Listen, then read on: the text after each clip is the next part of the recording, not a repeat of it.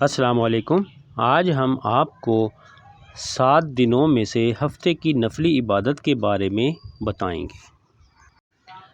ہفتے کی نفلی عبادت کے بارے میں حضرت انس بن مالک رضی اللہ تعالیٰ عنہ سے مروی ہے کہ حضور نبی کریم علیہ الصلاۃ والسلام نے ارشاد فرمایا کہ جو کوئی ہفتے کی رات کو مغرب اور عشاء کے درمیان 12 رکعت نفل پڑھے اور ان میں جو چاہے صورتیں پڑھے تو اللہ تعالیٰ اس کے لیے جنت میں ایک محل بناتا ہے، اور اس نے گویا ہر مسلمان مرد اور ہر مسلمان عورت پر صدقہ کیا اور یہود کے دین سے بیزار ہوا، اور اللہ تعالیٰ پر حق ہے کہ اسے بخش دے۔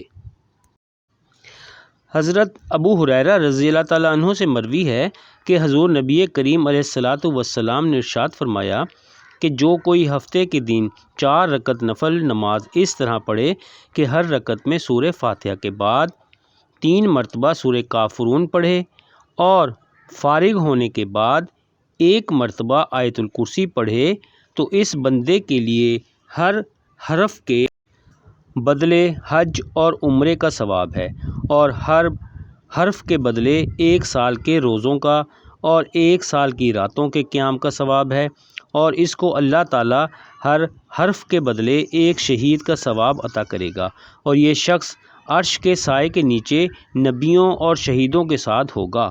سبحان اللہ۔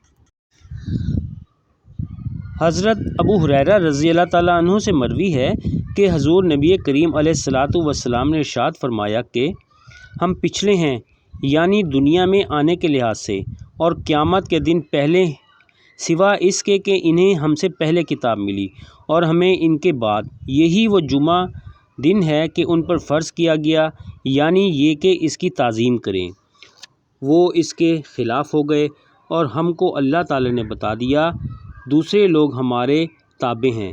یہود نے دوسرے دن کو وہ دن مقرر کیا یعنی ہفتے کو، اور نصارہ نے تیسرے دن کو یعنی اتوار کو۔